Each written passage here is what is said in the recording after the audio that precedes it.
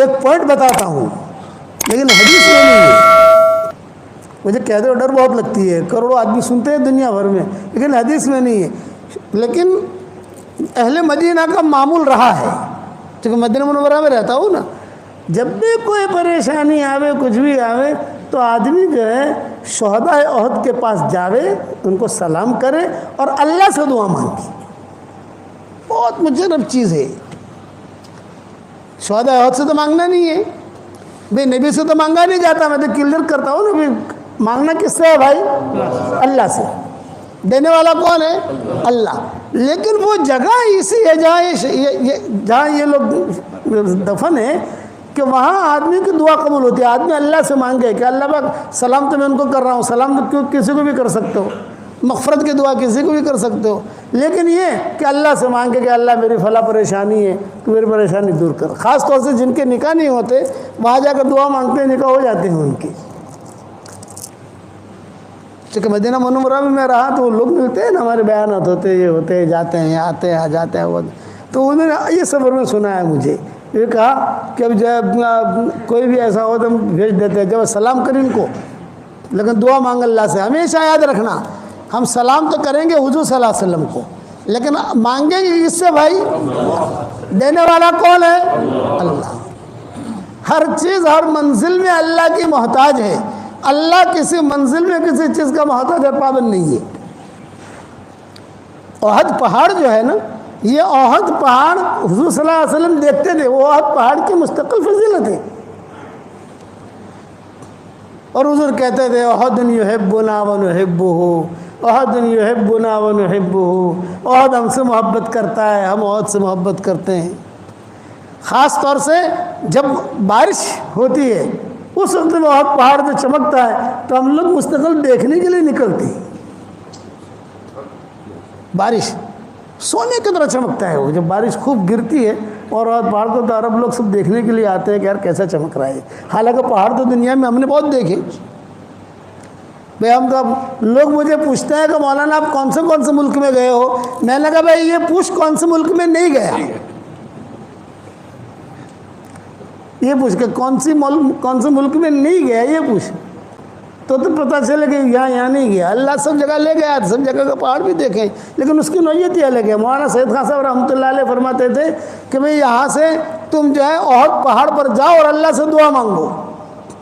یہ مولانا سید خان صاحب رحمۃ اللہ علیہ ہمیں کہتے تھے, ان کی تربیت میں رہے ہم, کہ تم جاؤ احد پہاڑ پر جاؤ, شہدائے احد کو سلام بھی کرو, اور احد پہاڑ پر جا کر کہیں پر بیٹھ کر اللہ سے دعا مانگو.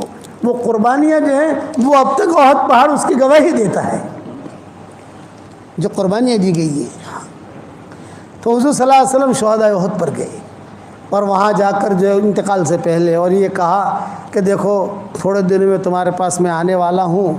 اور صحابہ سے کہا, صحابہ ساتھ تھے نا, یوں کہا کہ دیکھو میرے جانے کا تم لوگ زیادہ ویلا مت کرنا, میری تمہاری ملاقات حوض کوثر پر ہوگی, حوض کوثر تیار کرنے کے لیے جا رہا ہوں, میری تمہاری ملاقات وہاں ہوگی. جب صحابہ لے کر چلے تو حضور نے فرمایا میرے بھائیوں کو میرا سلام کہنا. تو حضرت ابوبکر نے پوچھا السنا اخوانک یا رسول اللہ, اے اللہ کے نبی کیا ہم آپ کے بھائی نہیں ہیں؟ آپ نے فرمایا اللہ تم میرے بھائی نہیں ہو, بل انتم اصحابی, تم میرے ساتھی ہو. میرے بھائی بہنیں تو وہ ہیں جنہوں نے مجھے دیکھا نہیں ہے اور میری بات پر لبیک کہہ کے کھڑے ہو جاتے. ہم لوگ حضور کے بھائی بہن ہیں. کسی نبی نے اپنے امتی کو بھائی بہن نہیں بنایا ہے, حضور نے بھی اپنا بھائی بہن بنایا محبت میں. بھی یہ کون ہے کہ حضور کا بھائی ہے, یہ کون ہے کہ حضور کی بہن ہے؟ تو حضرت ابوبکر نے پوچھا السنا اخوانک یا رسول اللہ, کیا ہم آپ کے بھائی بہن نہیں؟ آپ نے فرمایا اللہ میرے بھائی بہن تو وہ ہیں جنہوں نے مجھے دیکھا نہیں ہے, بعد میں آئیں گے, اللہ رسول ہماری باتیں سنیں گے, قدم اٹھائیں گے, کام کریں گے. ہم نے حضور کو دیکھا نہیں ہے, لیکن جو حضور باتیں بتاتے ہیں فوراً عمل کرتے ہیں ہم, کیونکہ نبی نے بتایا ہے. اب واپسی میں حضور صلی اللہ علیہ وسلم کی جب باریاں ہوتی تھی امہات المومنین کی, تو جب احد سے واپس آ رہے ہیں انتقال سے پہلے, تو آپ کی باری تھی حضرت میمونہ کے گھر میں. تو حضور صلی اللہ علیہ وسلم نے اب امہات المومنین کو جمع کیا اور جمع کر کے کہا کہ بھئی دیکھو باری تو ہے آج میمونہ کی، لیکن میری خواہش یہ ہے کہ اب میری طبیعت ٹھیک نہیں ہے، آخری دن چل رہے ہیں، تو اگر خوشی کے ساتھ تم سب اجازت دے دو تو میں عائشہ کے پاس رہوں گا، خوشی سے اجازت دو، ایک رات کی باری ہوتی تھی نا۔ تو سب ماؤں نے کہا کہ نہیں، آپ جس میں آپ کو خوشی ہے۔ تو حضرت عائشہ کی وہاں حضور نے قیام کیا، یہ آخری دن گزر رہے ہیں۔ اور جب حضرت عائشہ کا وہاں قیام کیا تو ایک دم سے قیام ہوا نا، بھی باری تھی کہاں؟ حضرت میمونہ کے وہاں۔ تو انہوں نے تیاری کر رکھی تھی، بستر کی، کپڑوں کی، جو بھی ترتیب ہوتی ہے رکھی تھی، لیکن اب یہ تو بالکل فیصلہ پلٹ گیا کہ پھر تم اجازت دو تو میں عائشہ کے پاس رہوں، لیکن میری دوائیں بھی جانتی ہے، وہ میری خدمت بھی کرتی ہے، خدمت تو سب کرتی ہیں، لیکن یہ کہ میری خواہش ہے کہ میرے دن آخری وہیں گزرے سب۔ اب یہاں جو ہے حضرت عائشہ نے کوئی تیاری تو کی نہیں تھی، بات سمجھ میں آ رہی نہیں آ رہی؟ یہ مضمون بہت لمبا ہے، 5 گھنٹے کا یہ مضمون ہے جو مجھے 8:25 کو ختم کرنا ہے۔ کہ بھی حضرت عائشہ نے تیاری تو کی نہیں تھی، تو ساری ماؤں نے کہا کہ عائشہ جلدی جلدی تمہیں جو چیز کی ضرورت ہو ہم مہیا کر دیتے ہیں، کھجور کی ضرورت ہے کھجور لے آتے ہیں، دودھ کی ضرورت ہے دودھ لے آتے ہیں، اور خالی تم اشارہ کر دینا ہم لے آئیں گے۔ یعنی دوسرے ماؤں نے مدد کی کمرہ صاف کرانے میں۔ یہ نبی آ رہا ہے تو کمرہ تو صاف کرنا پڑے گا نا، بستر ٹھیک کرنا پڑے گا، تکیہ ٹھیک رکھنا پڑے گا، جو دوائیں وہ ڈھنگ سے رکھنی پڑے گی۔ اب حضور صلی اللہ علیہ وسلم یہاں آئے حضرت عائشہ کے کمرے میں۔ حضرت عائشہ کے کمرے میں جب آئے حضور صلی اللہ علیہ وسلم، تو عائشہ رضی اللہ تعالیٰ عنہ فرماتی تھی کہ حضور صلی اللہ علیہ وسلم کے دوسرے دن جب فجر کا وقت آیا تو سارے کے سارے ملاقات کے لیے آئے، حضرت علی بھی آئے، حضرت فاطمہ بھی آئی، سب آئے، امہات المومنین بھی آئی، حضرت ابوبکر بھی آئے، سب آئے، اور سب نے آ کر کہا کہ حضرت عائشہ آپ کی طبیعت بہت اچھی ہے ماشاءاللہ۔ شہداء احد کے پاس سے جا کر آ کر تھا بالکل جوان بن گئے، دیکھو چہرے پر کیسا رونق ہے۔ آپ نے فرمایا ہاں آج مجھے بہت اچھا لگ رہا ہے، وہ جو ٹینشن تھا، وہ جو فکر تھا، وہ طبیعت بے چینی تھی، آج نہیں ہے، آج میری طبیعت بہت اچھی ہے، بہت ہے۔ تو پھر سب لوگ جڑے ہوئے تھے حضور کے ساتھ۔ تو اب حضرت فاطمہ نے کہا کہ ابو جی اگر اجازت ہو، میں کئی دنوں سے یہاں پر ہوں، تو میں بھی ذرا علی کے پاس ہوا ہوں، حضرت علی بھی تھے، کہ ہم ذرا گھر چلے جائیں، گھر کو بھی دیکھ لیں ہمارا، کوئی چوٹی وغیرہ ٹھیک کر لیں میں، بال وغیرہ ٹھیک کر لیں میں، گھر کے کچھ کام ہیں دھونے کے کپڑوں کے۔ حسن حسین کو بھی دیکھا نہیں ہے کئی دنوں سے ہم نے، حسن حسین بھی کھڑے ہوئے تھے وہاں، اجازت لی تو آپ نے حضور نے اجازت دی تھی کہ جاؤ تم جاؤ۔ یہ دونوں میاں بیوی نکل گئے، حسن حسین تھے، آپ نے ان کو پیار کیا، آؤ تم بھی جاؤ ماشاءاللہ، یہ بھی کھیلتے کھلتے نکل گئے۔ اب حضرت ابوبکر آئے، حضرت ابوبکر نے آ کر کہا کہ حضرت میں جو ہے کئی دنوں سے یہاں ہوں، آج آپ کی طبیعت ماشاءاللہ مجھے بہت اچھی لگ رہی ہے، تو میں بھی بنت خارجہ کے پاس ہوا ہوں۔ بنت خارجہ ان کی دوسری بیوی کا نام تھا جو عوالی میں رہتی تھی، ایک بیوی یہاں رہتی تھی حضور صلی اللہ علیہ وسلم کے قریب کہیں، اور ایک بیوی رہتی تھی بنت خارجہ اس کا نام تھا، یہ رہتی تھی عوالی میں، آج کل ہم جہاں رہ رہے ہیں عوالی میں، وہاں ان کا مکان تھا، وہاں سے پیدل جانا ہو تو 20-25 منٹ پیدل کے لگتے ہیں وہاں۔ میں وہاں ہوا ہوں، کئی دنوں سے گیا نہیں ہوں۔ آپ نے فرمایا ہاں میری طبیعت اچھی ہے۔ حضرت عمر وہاں کھڑے تھے تو حضرت عمر نے مانگی نہیں اجازت، لیکن حضرت علی نے اجازت مانگ لی، امہات المومنین نے اجازت مانگ لی، سب نے یہ فرمایا کہ حضرت ہمارے مکان بھی ایسے ہی ہیں، ہم نے چوٹیاں بھی ٹھیک نہیں کی ہیں، کپڑے بھی ایسے ہی رکھے ہوئے ہیں، اب تو عائشہ ہے آپ کے پاس یہاں خدمت کے لیے، ہم بھی اپنا کام نمٹا لیں۔ آپ نے سب کو اجازت دے دی۔ حضرت عمر کھڑے تھے، حضرت عمر نے کہا تھا میں جانے کا نہیں، میں نہیں جانے کا، میں نہیں جانے کا۔ حضرت عائشہ سے کہا میں باہر کھڑا ہوں، کوئی بھی ضرورت میں بیٹھا ہوا ہوں باہر گھر کے، کوئی بھی ضرورت ہو تمہیں یا کوئی حاجت ہو، کوئی بھی چیز لانی ہو تو صرف کھٹ کھٹ کرنا، میں آ جاؤں گا۔ حضرت عمر نہیں گئے، حالانکہ ان کی بھی 1-2 بیویاں تھیں۔ حضرت عمر کہتے تھے مجھے کھٹک تھی، میں نے اجازت مانگی ہی نہیں، حالانکہ حضور نے کہا کہ تم بھی جانا چاہو کسی جگہ، میں باہر ہوں۔ یہ سب چلے گئے۔ اس کے بعد حضرت عائشہ کہتی تھی کہ حضور صلی اللہ علیہ وسلم نے مجھ سے مسواک مانگا، مسواک دو، تو مسواک تھا میرے پاس، اس کو میں نے اپنے دانتوں سے ٹھیک ٹھاک کر کے حضور صلی اللہ علیہ وسلم کو دیا۔ تو حضور نے وہیں لیٹے لیٹے پھر حضور نے کہا کہ عائشہ تھوڑا سا تم میرے پیچھے بیٹھ جاؤ، میرے پیچھے، اور میں تمہارے اس پر ایسا ٹیک لگا کہ تھوڑا سوں، تھوڑا بدن تھوڑا اوپر رہے تو مجھے سانس لینے میں تکلیف نہ ہوگی۔ حضور صلی اللہ علیہ وسلم نے جو ہے مسواک بھی کیا، اور حضرت عائشہ جو ہے وہ ٹیک کہتی تھی، میں دبلی پتلی تھی، میں جو ہے حضور صلی اللہ علیہ وسلم میں پیچھے بیٹھ گئی، حضور صلی اللہ علیہ وسلم نے جو ٹیک لگایا، بس ٹیک لگا کر حضور صلی اللہ علیہ وسلم دیکھنے لگی۔ اب میں گھبرائی، میں اکیلی ہوں، سارے تو چلے گئے، سب حضرت فاطمہ چلی گئی، حضرت علی چلے گئے، ابوبکر چلے گئے، سب بڑے بڑے لوگ جو تھے وہ چلے گئے سے، لیکن اتنا میرے دل میں تھا کہ عمر ہے یہاں باہر بیٹھ، عمر ہے، اتنا میرے دل میں تھا۔ حضور صلی اللہ علیہ وسلم جو ہے وہ بس صرف دیکھتے رہے، یہاں تک کہ آپ صلی اللہ علیہ وسلم کی گردن جو ہے یوں لڑکی، یہ حضرت عائشہ کی تھی، اور آپ کے منہ مبارک سے لعاب مبارک جو ہے وہ نکلا اور میرے ہنسلے کے گھڑے میں آ کر گرا۔ ہنسلے کا گھڑا تو سمجھتے ہو نا، ہنسلے کے گھڑے میں آ کر گرا، یہ حدیث کے الفاظ کہہ رہا ہوں میں آپ کو۔ اب میں گھبرائی، مجھے ٹھنڈک بھی لگی، کمرے میں خوشبو بھی آئی، خوشبو بھی دیکھی سونگھی۔ اب میں گھبرائی، میں نے کہا یہ کیا ہوا اچانک، سب تو چلے گئے۔ تو میں آہستہ آہستہ آہستہ پیچھے ہٹی، پیچھے ہٹی اور حضور صلی اللہ علیہ وسلم کو کہتی رہی، یا رسول اللہ، یا رسول اللہ، یا رسول اللہ، یوں تھوڑا ہاتھ پھیرا، تھوڑا انگلیاں دبائیں، شاید کچھ بات کریں حضور صلی اللہ علیہ وسلم کچھ، لیکن حضور صلی اللہ علیہ وسلم خاموش۔ اب میں نے کبھی کسی کو مرتے دیکھا نہیں تھا، میں ایک تو کسی کو مرتے دیکھو تو ہمارے خاندان، ہمارے یعنی امہات المومنین میں سب سے زیادہ معمر عورت تھی ام سلمہ۔ یاد رکھنا امہات المومنین کی جو ٹولیاں تھیں، ٹولی تھی نا پوری، تو اس کے دو ذمہ دار تھے، آدھی ٹولی کی ذمہ دار حضرت عائشہ ہوتی تھی اور آدھی ٹولی کی ذمہ دار حضرت ام سلمہ ہوتی تھی۔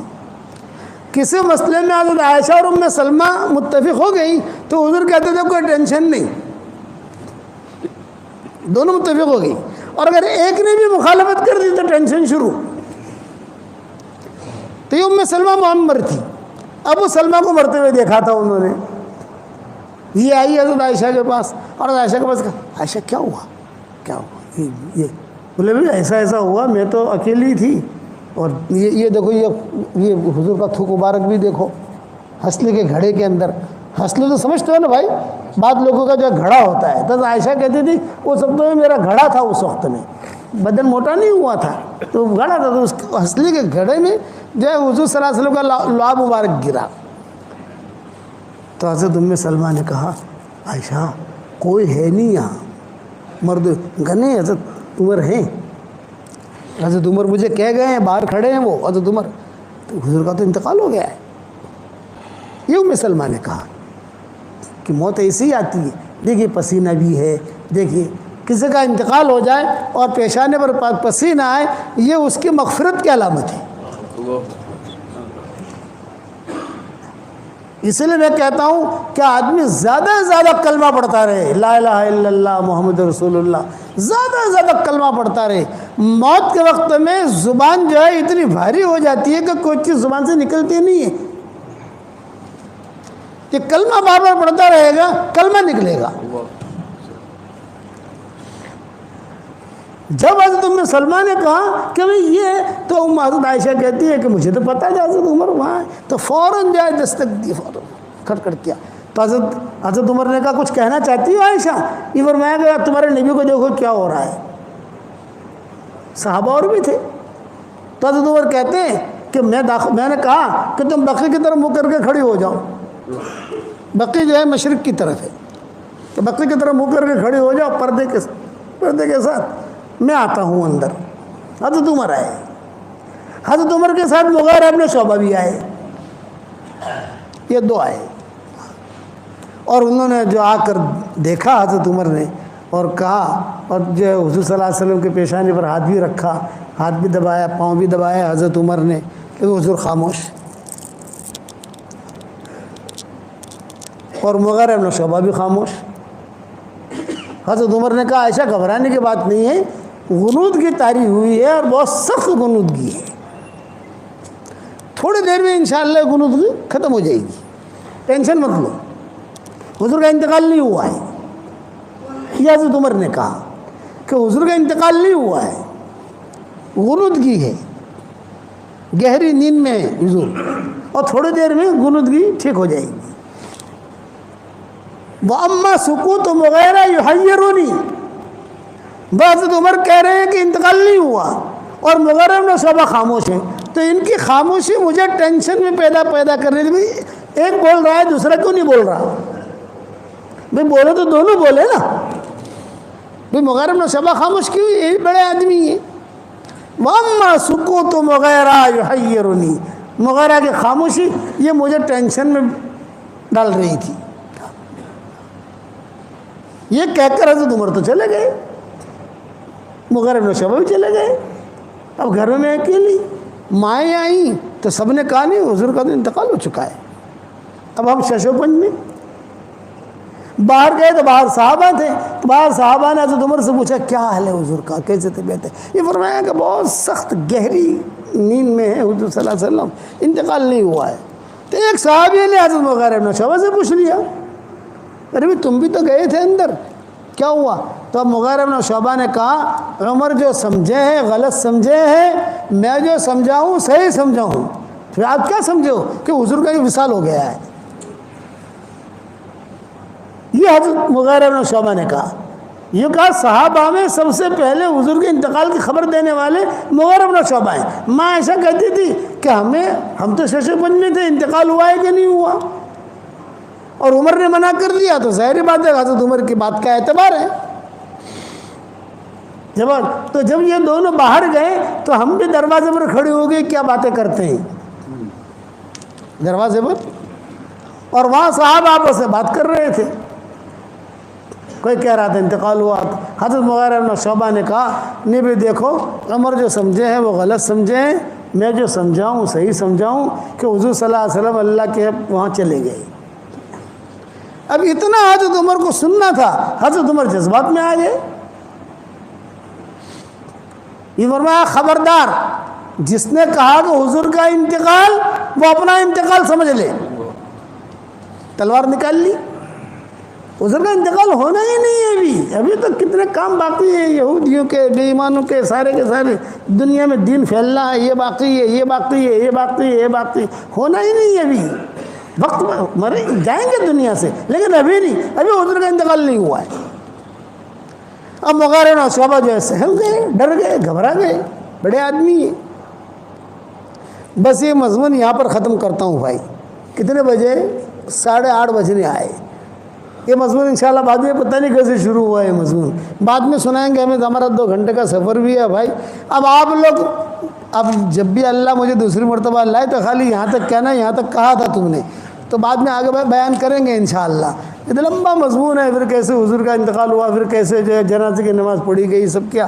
میں تو آپ حضرات سے ایک درخواست کرتا ہوں، میں آپ سے کچھ ہدیہ لینے آیا ہوں، مجھے ہدیہ دو گے بھائی؟ دیکھو آواز ڈھیلی پڑ گئی. ارے ہدیہ دو گے کہ نہیں دو گے؟ دیکھو ہم چندہ نہیں مانگتے، میرا کوئی مدرسہ نہیں ہے، کوئی چندہ نہیں مانگتا، لیکن ہدیہ ضرور مانگتا ہوں. دو گے بھائی؟ بتاؤ. بس میری درخواست یہ ہے کہ جب بھی میرے سبق سنو یا جب بھی میرے بیانات سنو میرے لیے دعا کر دینا. اتنا تو کرو گے کہ نہیں؟ ایک بات یہ ہوگی. دوسری بات یہ ہے کہ میں آپ کو ہدیہ دینے آیا ہوں. 10 مرتبہ سورہ اخلاص پڑھ لو تو جنت کے اندر ایک محل تیار ہو جاتا ہے. آج کل میرے شاگردوں کو کہتا ہوں 313 مرتبہ سورہ اخلاص پڑھنے کی عادت ڈالو. 31 بنگلے جنت میں تیار ہو جائیں گے انشاءاللہ. اور کوئی انکم ٹیکس والا آپ کو فون نہیں کرے گا. تمہارے 20 نگر میں تو انکم ٹیکس والے بہت آتے ہیں نا کہ بھائی صاحب تم تو اتنے پیسے کہاں سے لائے تم؟ 313 مرتبہ سورہ اخلاص پڑھنے کی عادت ڈالو تو انشاءاللہ 31 بنگلے جنت میں تیار ہو جائیں گے، اور 104 مرتبہ قرآن شریف پڑھنے کے برابر اللہ ثواب دے گا۔ ایک ہدیہ تو یہ ہے۔ دوسرا ہدیہ یہ ہے 313 مرتبہ درود شریف پڑھو، شارٹ والا درود شریف، صلی اللہ علیہ وسلم صلی اللہ علیہ وسلم صلی اللہ علیہ وسلم 313 مرتبہ۔ تیسرا ہدیہ ہے 313 مرتبہ استغفار پڑھو، اللہم اغفر لی اللہم اغفر لی اللہم اغفر لی، جلدی پورا ہو جائے گا انشاءاللہ۔ اور چوتھا ہدیہ اب نیا شروع کیا ہے، 100 مرتبہ سورہ فاتحہ پڑھنے کی عادت ڈال دو۔ جتنی دعائیں قرآن حدیث میں آئی ہے سب سے اہم اور جامع دعا سورہ فاتحہ میں ہے، تو 100 مرتبہ وہ 4 ہدیے سمجھ گئے بھائی۔ 313 مرتبہ سورہ اخلاص، 313 مرتبہ درود شریف، 313 مرتبہ استغفار، اور 100 مرتبہ سورہ فاتحہ۔ اس کے بعد انشاءاللہ اللہ تعالیٰ سے جو مانگو گے اللہ آپ کی دعا قبول کرے گا، مرادیں بھی پوری کرے گا، اور انشاءاللہ مرنے کے بعد اتنے سارے بنگلے ہو جائیں گے کہ آپ کہو گے کہ یار بنگلے بنگلے ہیں۔ صحیح حدیث میں ہے یہ چیزیں۔ حضرت عمر سے حضور نے کہا تھا، عمر 10 مرتبہ سورہ اخلاص پڑھ، جنت میں اللہ ایک بنگلہ دے دے گا، ایک محل دے گا۔ حضرت عمر نے کہا 10 مرتبہ پڑھوں جنت میں ایک محل؟ آپ نے فرمایا ہاں۔ حضرت عمر نے کہا بہت محل بناؤں گا۔ آپ نے فرمایا بنا جتنا بنانا ہو تجھے۔ تو یہ آپ لوگ شروع کرو گے انشاءاللہ۔ اس کے بعد اللہ تعالیٰ سے دعائیں مانگو، جو بھی حاجتیں ہوں اللہ تعالیٰ سے مانگو۔